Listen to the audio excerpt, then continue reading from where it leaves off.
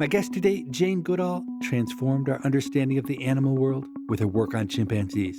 That was 60 years ago, but she's still working as hard as ever to spread her message of hope.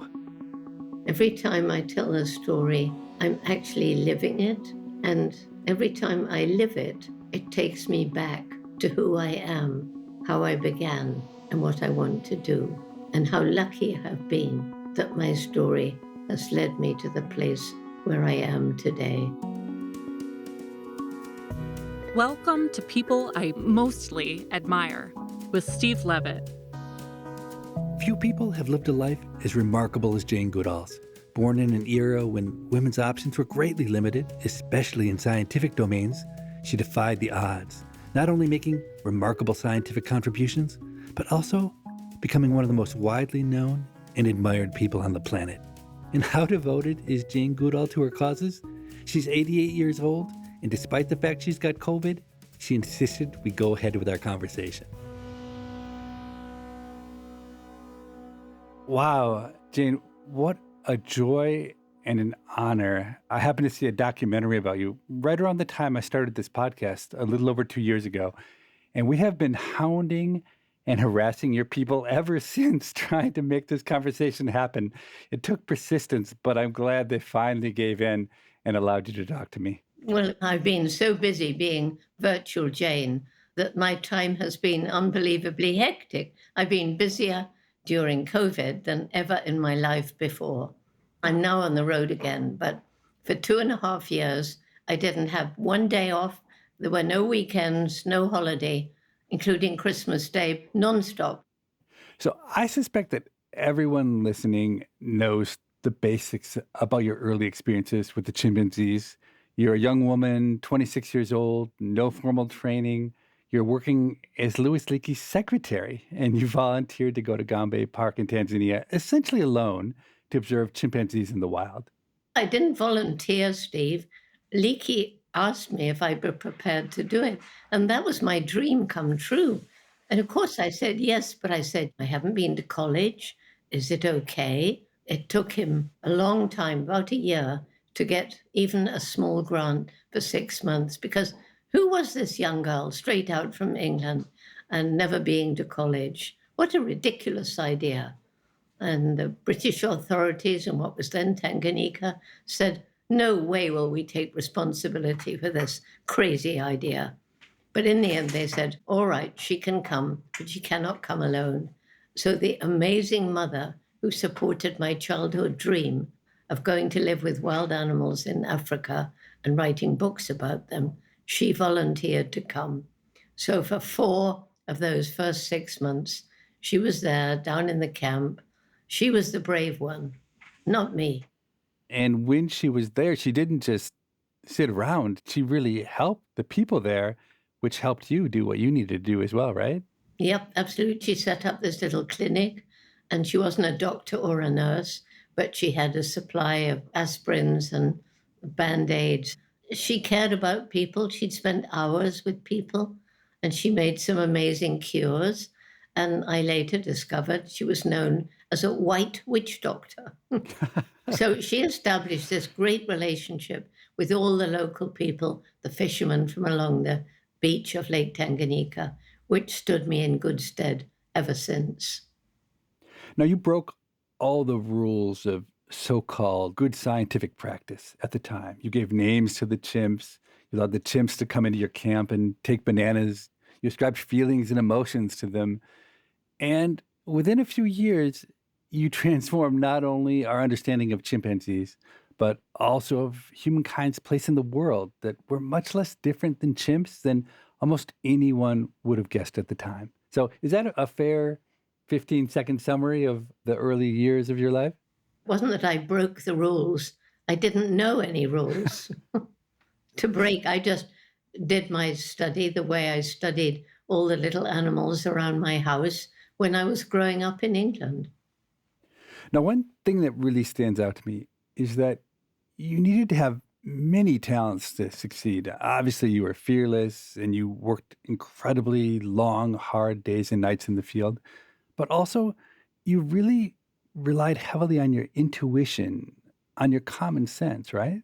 Yes, and when these Cambridge professors told me that only humans had personalities, minds, and emotions, I knew they were totally wrong because I had this great teacher when I was a child. That was my dog, Rusty. You can't share your life in a meaningful way with a dog, a cat, a rabbit, a horse, a bird, and not know that we are not the only beings on this planet who are sentient and sapient. Now, I'm fascinated by these cases where science and common sense collide and they come to opposite conclusions. Because I would agree with you, if you've ever had a pet, it's obvious that pets are a lot like people, much less chimpanzees, who are even obviously much, much more like people. And I'm curious, how did scientific practice make such a terrible mistake of judgment when it's so obvious they were wrong? Do you have theories about that? Because it was convenient for them. One, there was a lot of very invasive animal research going on. And it's much more convenient to think that the animal you're torturing doesn't have feelings. But at that same time, doctors felt that newborn babies didn't have feelings either. Unbelievable to contemplate now, but that was the case.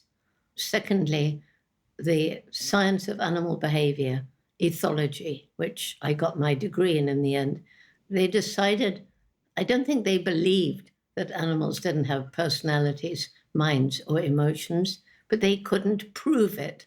Therefore, it was best, as I was told by my supervisor, to brush it under the carpet. The field of economics has made what I'd call some parallel mistakes, but I think we've done it for a different reason. I think in economics, we did it because collectively we have an inferiority complex in the scientific hierarchy. Economics is a social science and it has very low standing. And we envy the hard sciences, especially physics. So in the 1970s and 1980s, especially where I teach, my own home institution, the University of Chicago, there was a view that all behavior should be able to be explained as being the outcome of rational choices, even though common sense and everything we see around us tells you that there's tons of irrational behavior. But I think the economists ignored that common sense because they wanted economic models to be like physics models. They wanted them to be simple. They wanted to be universal. And it took decades for what we call behavioral economics, which has a more intuitive underpinning, to become mainstream. I've always had a hunch that the ethologists, they felt like they weren't very high status in the world of science. And so they had pretensions to be more scientific, even if it was going to get in the way of their study. Yes, absolutely. And as I say, I cannot believe that some of these very amazing professors can't believe that they believed what they said. They must have known animals had personalities and minds and emotions. They had to have. And yet, some of the experiments that were being done, like when they were trying to study birdsong, they deafened hundreds and hundreds of canaries and nightingales. And that, to us today, is so unethical. But they really needed to convince themselves that animals didn't have feelings in order to carry out those experiments. I suspect that you think that allowing yourself to recognize that the chimpanzees had emotions, that was critical to your success in the field. Do you think you could have discovered what you discovered if you had a sterile, disbelieving scientific approach towards these wonderful animals? No. And Leakey deliberately chose somebody who had not been to college, somebody whose mind had not been tainted by this reductionist approach. But I never thought of doing it any other way. It was the only way I knew. You observe them, you learn from them, you write down what you see, and afterwards you come up with some theories which you can then test. Whereas today, even now, students tend to go in the field with a theory to prove or disprove, rather than letting the animals teach you. Well, that's the scientific way, right? The scientific method tells you have a hypothesis to prove or disprove. Yeah. It's interesting because what you're saying is exactly the approach that I have been calling for in economics with no success whatsoever. What we do is we write down a hypothesis. We go to the data to test it. It turns out not to be true. And then we write down a new hypothesis that matches the data. And then we write up our research as if the hypothesis we finished with was the one we started with. It is completely non-scientific, but we masquerade like scientists. But I don't want to put down science too much because you and I are celebrating intuition and common sense over science. But of course, there are plenty of cases where intuition and science collide, like the idea that the Earth revolves around the sun hurtling through space. That seems preposterously at odds with our lived experience. Or quantum mechanics. How can things really be that strange at a subatomic level? Or maybe even climate change, where CO2 is invisible. It has no taste or smell, and there are only 400 parts per million of CO2 in the atmosphere, a very small share. How could that possibly be causing climate change? So I do think that it's an interesting question when common sense will win and when science will win. I don't know if there's a scientific approach to knowing when to follow your intuition and when to follow the rules that the scientists have set out. I can't really answer that question, Steve. All I know is that some of the scientists I admire the most have understood what you're talking about. And one of them is Albert Einstein. He was very intuitive. And what I loved about him was he said, there will always be mystery. Science will never solve everything.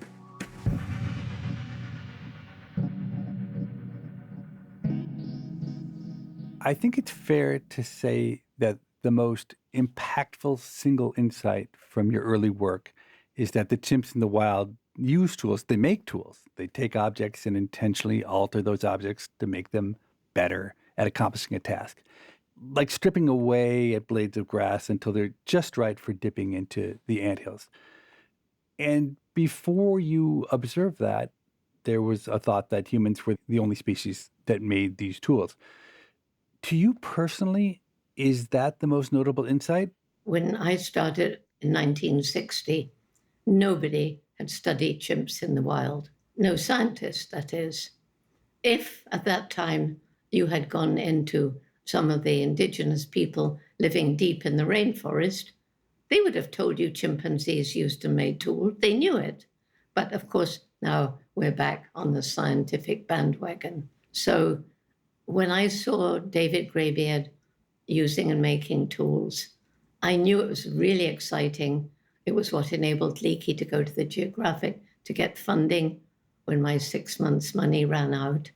But there's a wonderful book written by a psychologist called The Mentality of Apes, Wolfgang Kohler, and he studied this colony of captive apes, and he describes so many innovative use of objects.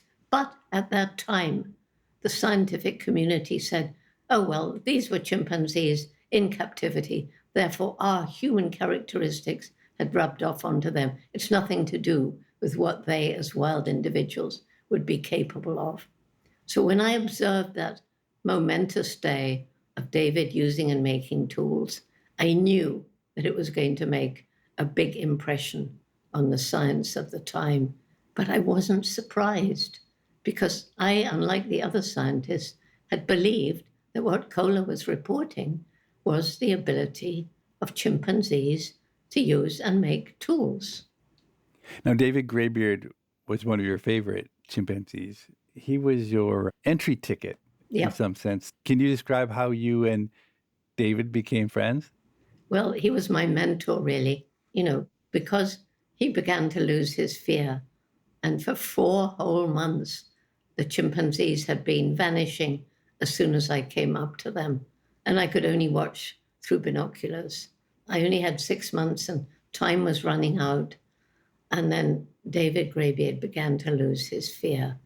And it was that, because when I approached a group ready to run as usual, and David Greybeard was calmly sitting, and I could see them looking from him to me and back, and they must have been thinking, well, she can't be so frightening after all.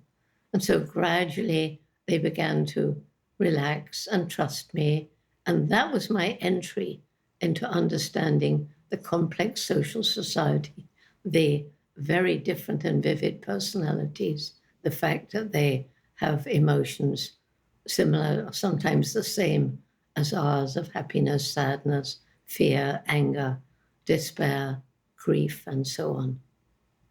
So after a few years at Gombe, you went to Cambridge to get a PhD. Despite the fact that you had never attended university, you didn't have a college degree, and it seems odd to me that you did this because I can't imagine there was anything of use that the professors at Cambridge could teach you. You knew more about your area of research than the rest of the world combined. Did you learn anything in the PhD? Oh, well, first of all, a quick answer is yes. And the reason I went is because Leakey wanted science to take me seriously. You know, there was all this Jane is just the geographic cover girl. Jane is getting support from Geographic because she has nice legs, which today would be such a sexist remark. But back then, I thought, well, if my legs have got me on the Geographic cover and that's got me money to study chimpanzees, thank you, legs. Leakey wanted me to get this degree. He said, I've got you an opportunity to read for a degree in ethology in Cambridge University, which at that time was the number one science university in the UK. And because I'd never been to university, and because I was nervous when I was told by all these erudite professors that I'd done everything wrong, from naming the chimpanzees to describing their personalities, intelligence, and emotions. It was nerve-wracking. But finally, because I described in detail the amazing behavior of the chimps, and Hugo van Lawick was sent by the Geographic to film what I was observing and to take stills. And, you know, gradually science began to change. But I had a fantastic supervisor. He was one of the top 3 ethologists in the world at that time, Robert Hind. And what he taught me was how to think in a scientific way, how to test the things that I believed were true. And I loved that. I really, really loved to learn how to think logically and come to a conclusion and then test that conclusion. And that made all the difference to me. It really did. Well, it's interesting that you managed to take the good from Cambridge, that scientific way of thinking, without losing what was so original about you in the first place, which was this love of animals and belief in animals as teachers and mentors. I'm curious, are you familiar with the nature writer Cy Montgomery? Yep. Among many other books, she wrote one called The Soul of the Octopus. Yeah. And it describes a deep bond, a love affair, really, that she shared with a particular octopus. So, having had her on the show, I really felt talking to her that she had managed to keep this childlike love and empathy for animals precisely because she had never pursued higher education. But maybe you're a case study of someone that it's possible to get a PhD in the study of animals without losing what makes you love animals in the first place. I mean, I just felt even closer to animals because when you think in the terms of a scientist and you find that everything you believed is true when you put it to the scientific test, it's just that much better. And I'm so glad that Leakey persuaded me to do a PhD because it did help me to gain standing with the scientific community. And that in turn, which is far more important, enabled the chimpanzees to help change the way science thinks about animals. After this short break, we'll be back with more of my conversation with Jane Goodall.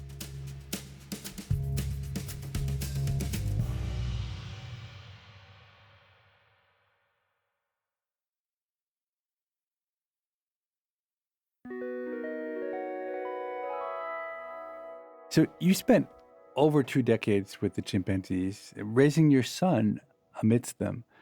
I'm curious whether and how your time observing chimpanzee mothers raising their young, how that affected your own approach to parenting, if at all. Well, at that time, in vogue was, do you remember Dr. Spock? Sure. Read the books about parenting. And my own mother was a wonderful example of good parenting. So my son was raised on a mixture of mum's parenting, Dr. Spock's advice, but also the chimps taught me one important thing, and that is the chimpanzee mothers had such fun with their infants. And I vowed when I watched them that I would have fun with my son. I did a lot of things chimp mothers did. I'd hold him up in the air and tickle him and bounce him up and down, just like the chimp mothers do. I learned from the chimp mothers that before a child has understood the difference between what I should do and what I shouldn't do, then the chimp mother will distract. So she's fishing for termites, and her infant is playfully grabbing the tool. Instead of punishing him, because he hasn't yet learned, she'll tickle him with one hand and go on fishing with the other. But later on, when the child realizes that mum is busy and shouldn't be disturbed, and therefore I'll go off and play by myself. But if he does try to snatch her tool, she'll reprimand him by a tiny bite on the fingers, not to hurt. And so that taught me that it's so important that when we're raising children, we do not punish them until they've understood that what they're doing is not appropriate in that society. And Steve, I so well remember, I was in an airport and I was at a table with a mother and a little girl. I think it was a little girl of about 1.5, the age of exploration. And the child had been given a little drinking cup of milk and had drunk enough and tipped a little bit onto the tray of the tray table and was drawing patterns with her finger. And the mother said, "That is very, very naughty. I think we go off and have a beating." And she took the child off and beat him. That is exploration. That is how children learn. The child had no idea she was doing anything wrong. And I was so shocked. I also learned from the chimps that what is crucial for a child, chimp or human, of between 1 and 2 years old, is to be surrounded by a supportive network of adults who can be trusted. I watch my own parenting behavior at the playground, and I think sometimes parents punish their children not because of what the child did, but because the parents want to show other parents what kind of parents they're, right? So sometimes when my daughter knocks over another kid trying to get something, I'm secretly a little bit proud, but out loud I say, "Oh, Anna, you shouldn't do that." But I think I'll try to do less of that going forward. Steve, I think it's okay to gradually teach your child the ways that we should and shouldn't behave. It's the punishing that's the bad part, not the gradual teaching. If your little tiny child does something inappropriate before understanding that it's inappropriate, then that's when punishment is not appropriate.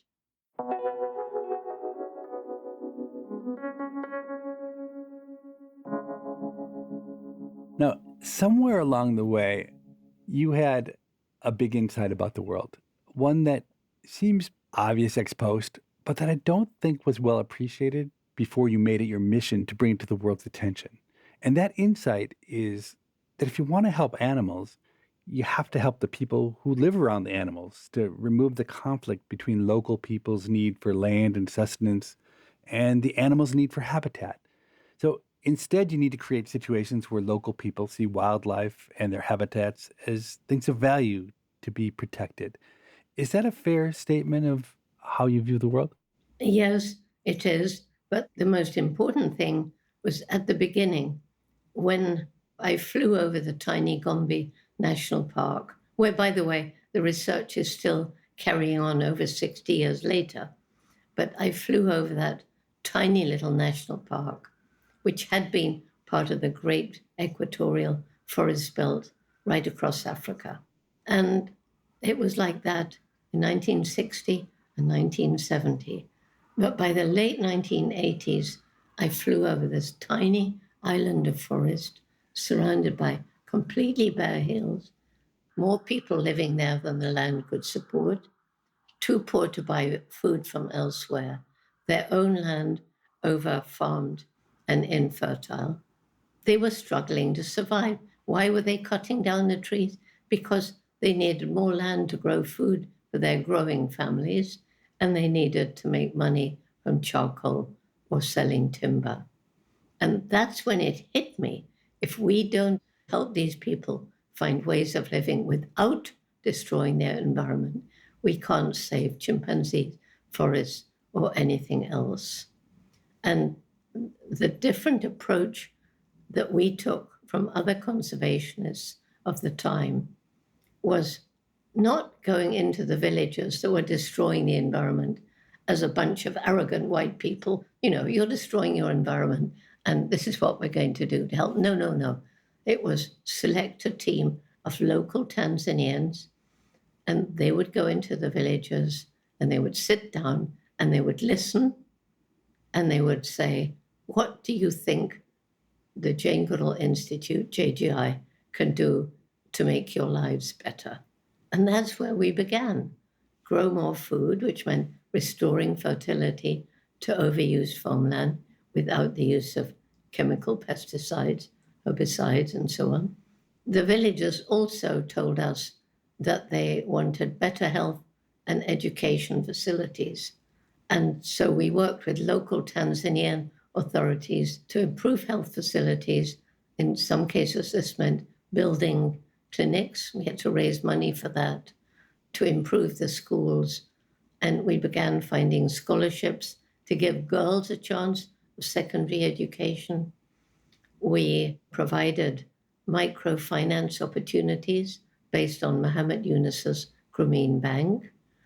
We provided family planning information, which was eagerly received because even the remote poor villages had already understood a way to get out of poverty was to give their children a good education. And they could no longer afford to educate the 8 to 10 children per woman, which was the normal when I arrived in 1960. And so they were very eager to embrace family planning. And this has worked. And the people, they now have the tools. The people can monitor the health of their own village forest reserves. They can make their land use management plans, which are required by the Tanzanian government. And they have now set land aside as a buffer between Gombe National Park and the villages, and also to make corridors so that the chimpanzees of Gombe, who are totally isolated, can now have individuals move back and forth between Gombe and other remnant chimpanzee communities. And this is saving the chimps in that part of Tanzania. It's a very successful program. So I'm curious, you described a very person-centric set of policies, reducing poverty, improving health.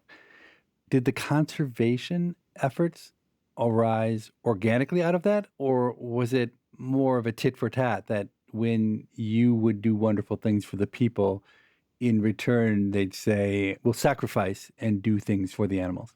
No, it grew organically.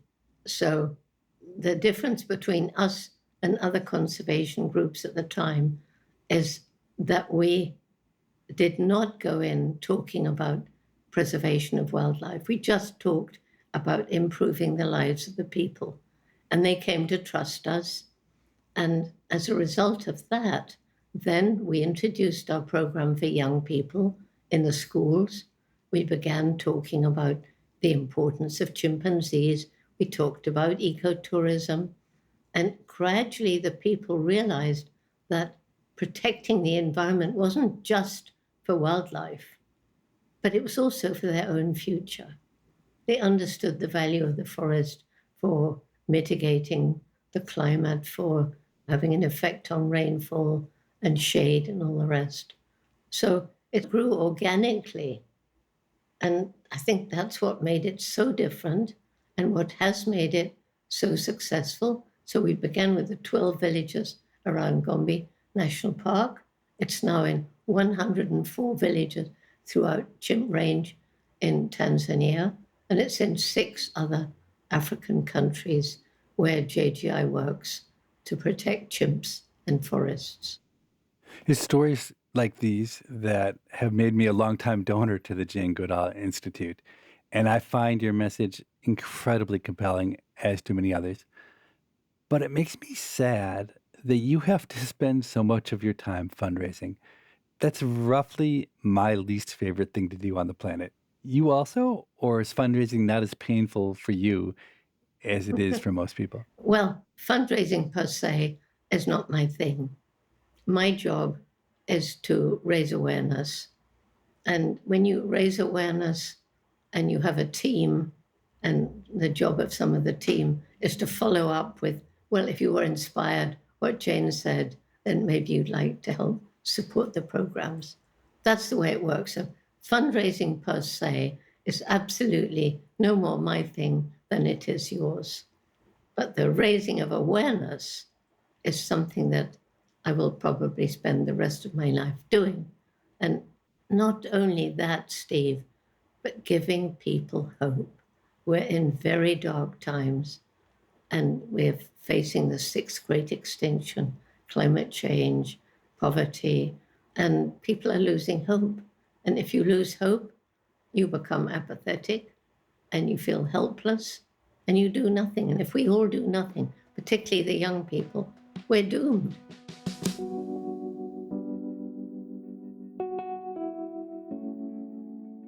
So the third chapter of your career has gone beyond this already expansive agenda to focus on this even broader concept of hope. So your latest book is entitled The Book of Hope, A Survival Guide for Trying Times.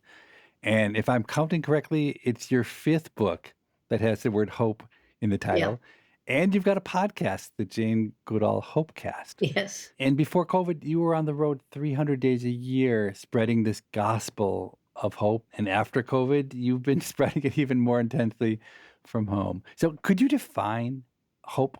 What do you mean when you say hope? For me, hope is not wishful thinking. Hope is about action.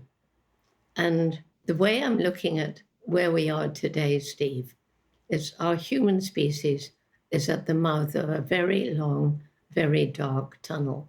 And right at the end of that tunnel is a little star shining. That's hope. But there's no good sitting at the start of the tunnel and just saying, oh, I hope that star will come here soon. No, we have to roll up our sleeves and we have to climb under, work our way around all the obstacles that lie between us and that star. And that's climate change, loss of biodiversity, poverty, unsustainable lifestyles, industrial agriculture, particularly animal agriculture. It's destroying the environment with pesticides and herbicides. It's killing the soil. So clearly part of it is awareness of these problems and the need for solutions. But I sense that your deeper goal is something different. Is it to instill hope in young people, the belief that they have the power to do something hard? Is that at the heart of what you're doing? It's certainly a major part of it. And it's the reason that our program Roots and Shoots began back in the late 1980s, because even back then, young people were losing hope. And I met them in different parts of the world, and they were all saying more or less the same. We feel angry, or we feel depressed, or we just don't care. Why? Because you've compromised the future and there's nothing we can do about it. Well, have we compromised the future of our young people? Answer, yes, yes, and yes. That's why I started Roots and Shoots, which is designed to give young people hope. So what began with 12 high school students in 1991 now has members from kindergarten, university, and beyond. It would be grassroots, bottom up, not dictated to. They would choose projects to make things better for people, projects to make things better for animals, projects to make things better for the environment. And it's now in 66 countries. In fact, the 66th country came into our program just 5 days ago, and that was Java, where there are 1,000 young people taking part in Roots and Shoots. And it's growing all the time. It does seem like the young people today are more idealistic than any generation that I've experienced, really any generation since the 60s.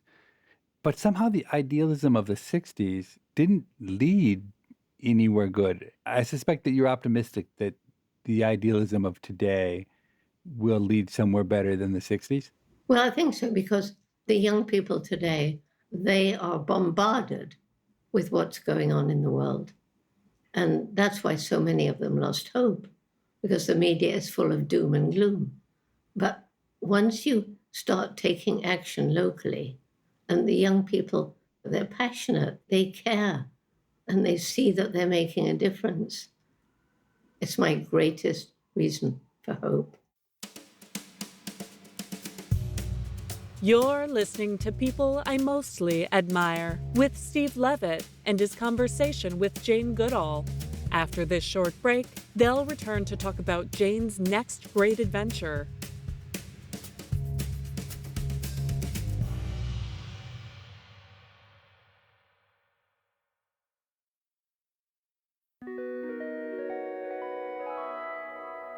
I want to take a chance in the last part of this interview and broach the topic of dying.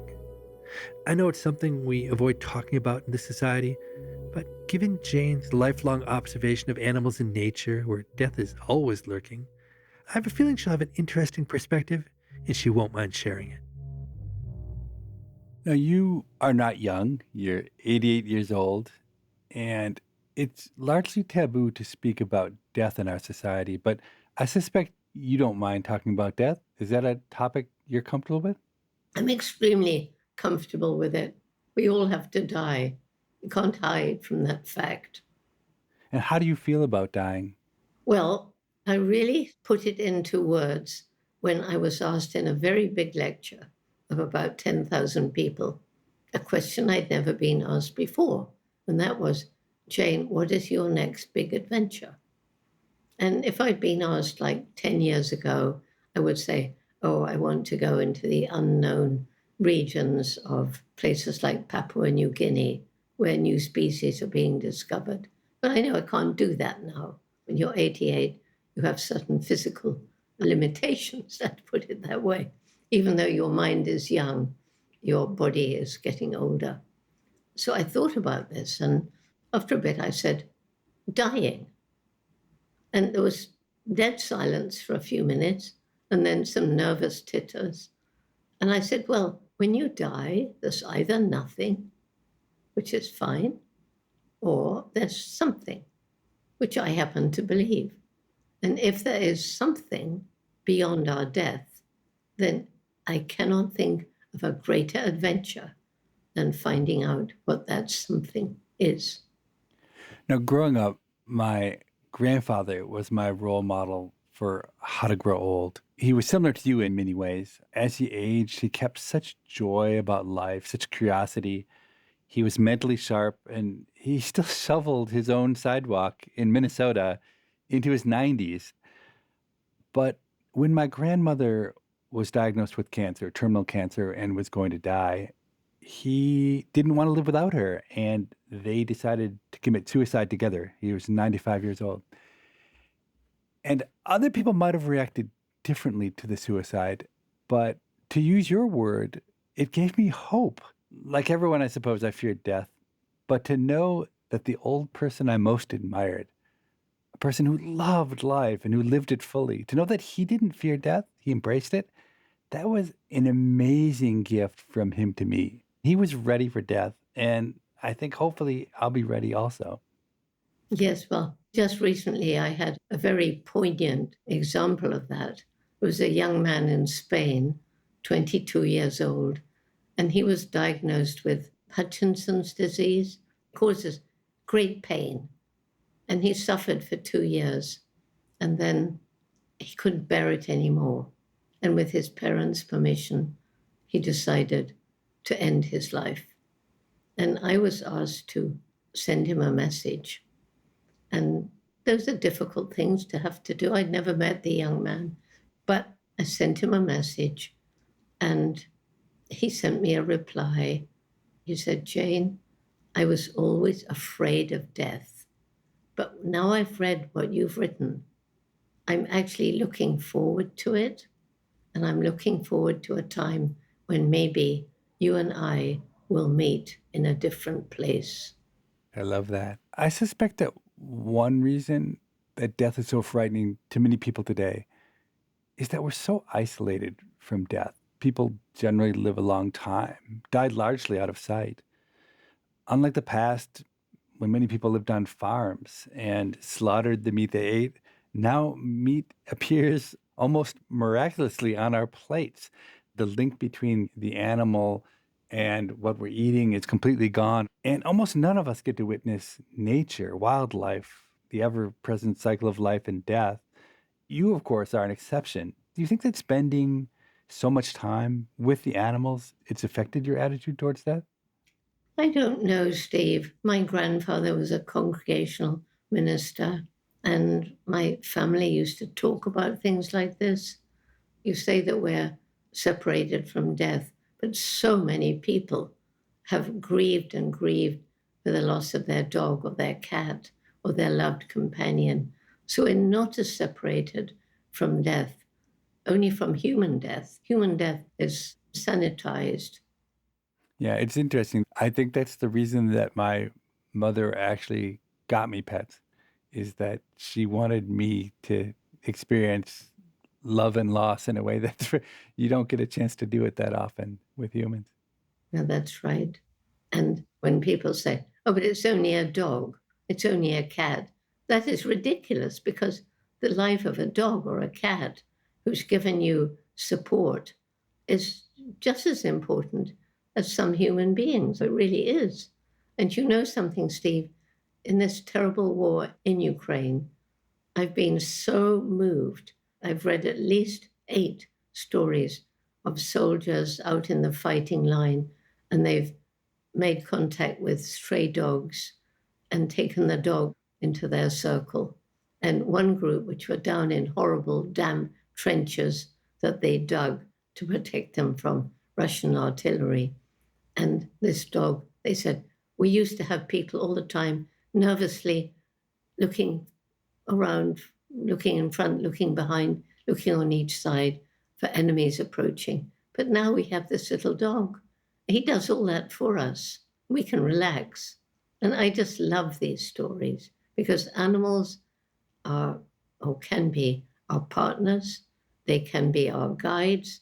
They can be so much part of our lives to make our lives better. I went to Argentina for my honeymoon, and we were in a very remote area by Mount Aconcagua.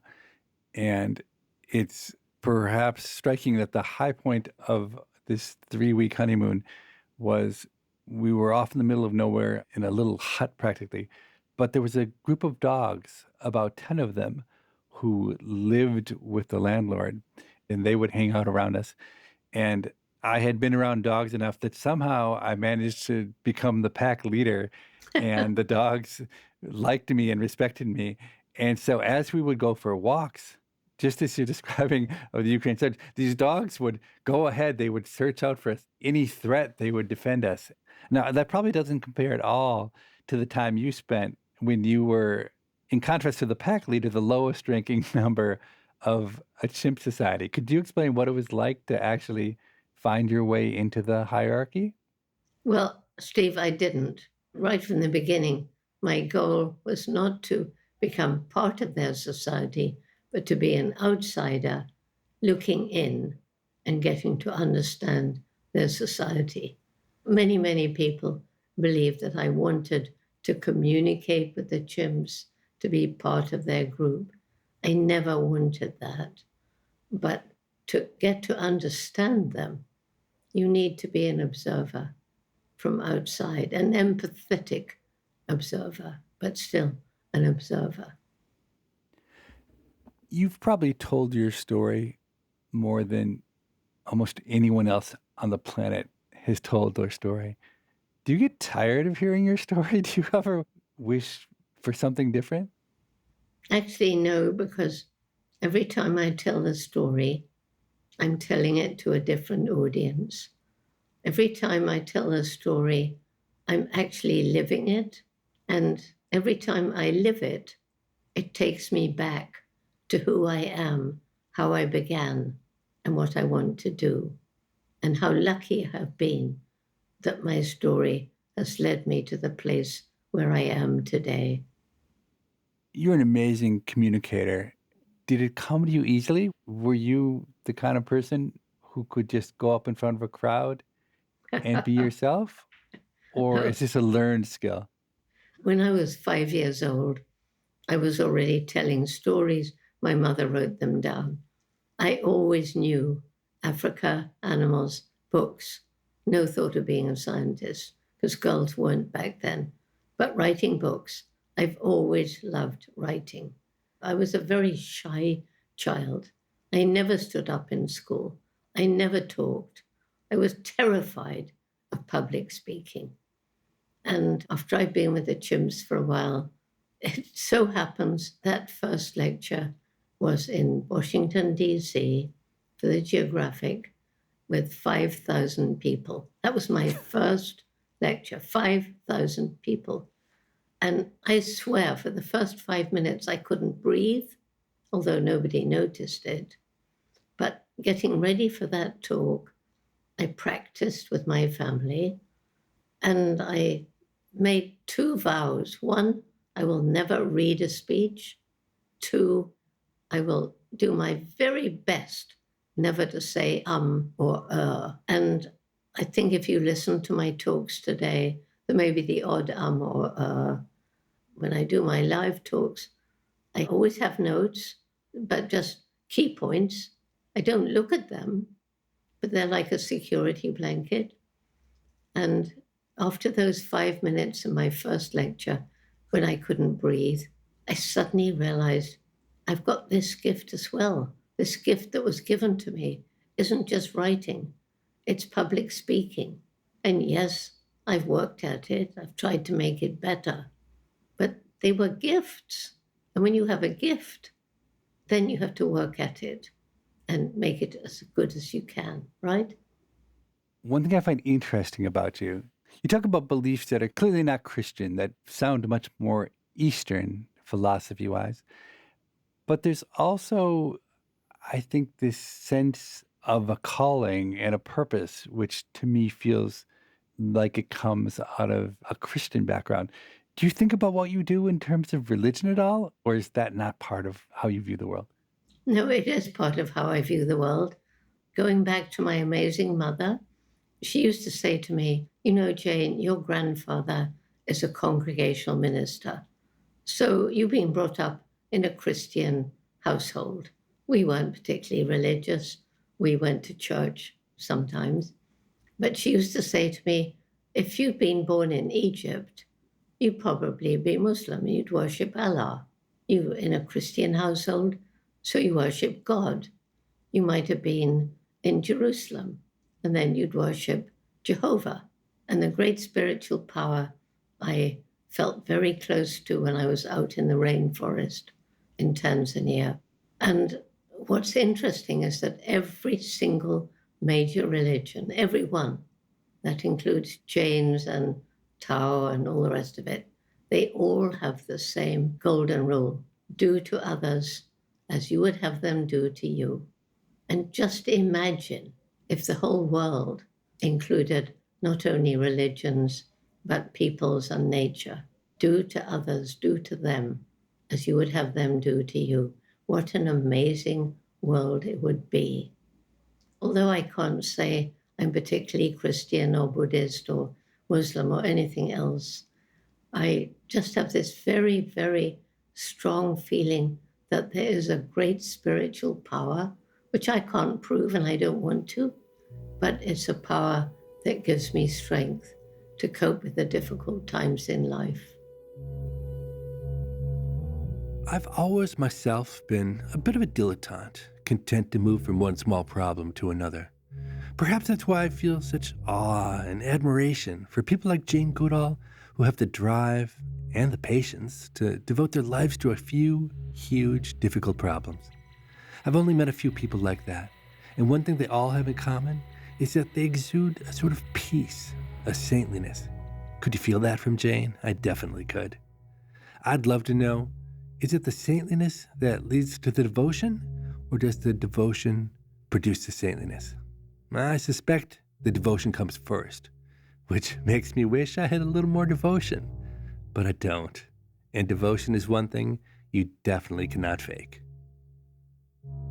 And now, our listener question.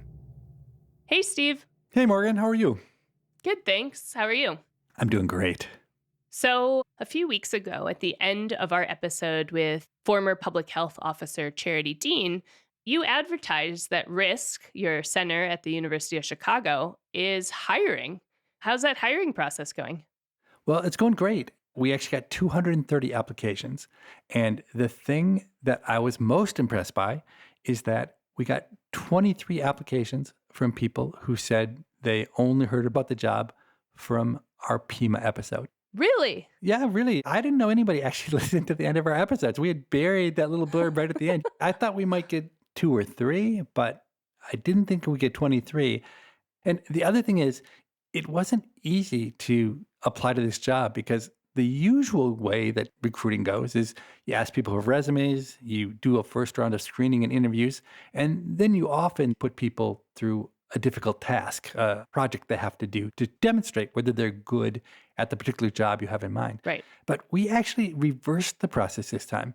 We required of anyone who wanted to apply that they do a really rigorous project up front before they had any idea whether we would even consider their application. And this project, if you wanted to do it well, I would guess someone would have to spend 3, maybe 4 hours on doing it. So we put a lot of people through a lot of work to figure out whether they'd have a chance to get this job. Wait, so let me get this straight. You guys didn't look at resumes at all, but instead just sent everybody a project, a test to do, and then just let the work speak for itself as the first impression of that applicant. That's exactly right. Wow, that's quite a time investment, especially if you have no idea if you're even the right kind of candidate for this position. And you know what's interesting is that we didn't even receive a single Pima email about this job. And usually we use that as a really good indication. Besides the number of downloads of an episode, we use our emails as a good indication of how engaged or interested people are in an episode. But maybe that's a faulty way to be reviewing engagement levels because no one wrote in and you got 23 Pima people applying to this job. That's a good point. So to be honest, I only really blurbed it on the podcast because my team asked me to do it. I didn't really think we'd get any interest at all from the Pima listeners. And I also wasn't really sure that if we did get applications from Pima, they'd be really high quality. Well, were they high quality? Did any of the Pima listeners make it to the interview round? God, that is the best thing of all. Our usual recruiting, we blanket the elite schools, the Ivy Leagues. We go after really good people. But it turns out that our Pima listeners, the 23 listeners who applied for the job, 35% of them made it to the interview round.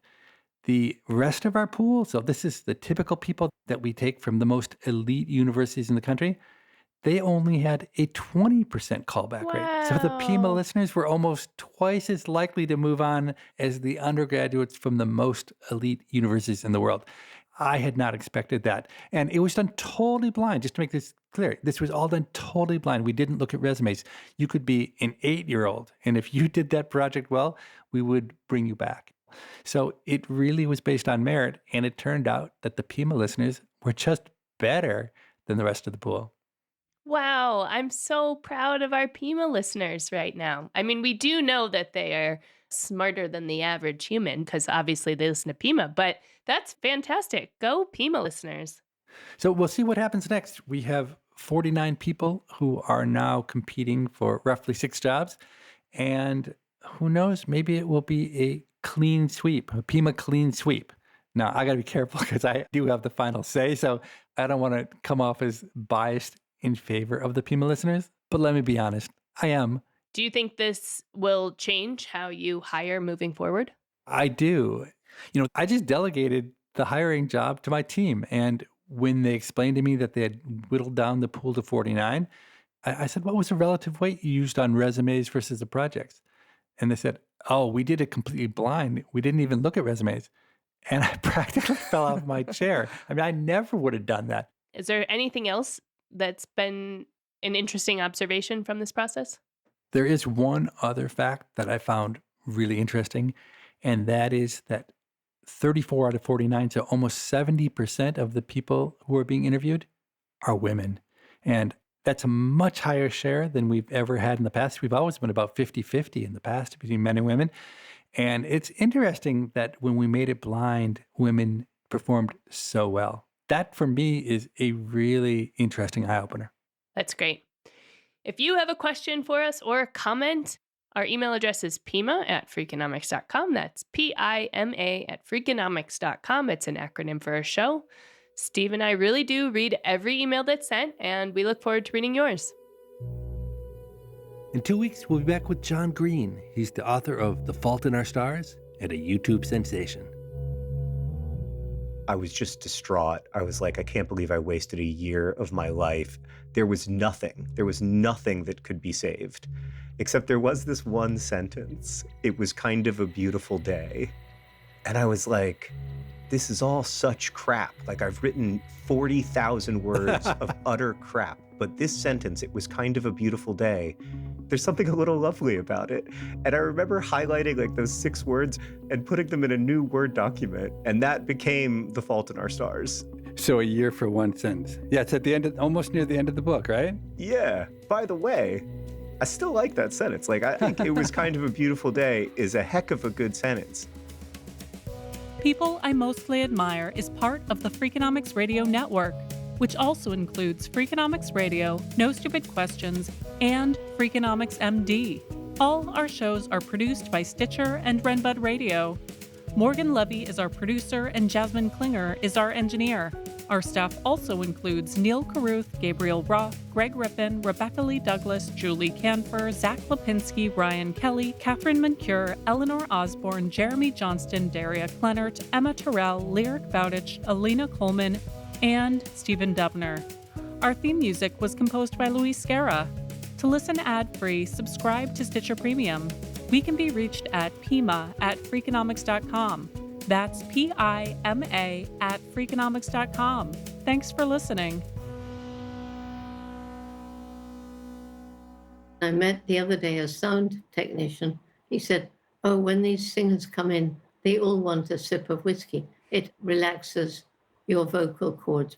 So that's what you've been drinking the whole time, huh? It's the only thing that works.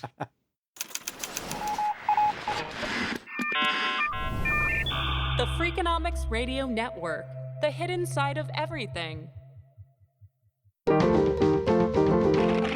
Stitcher.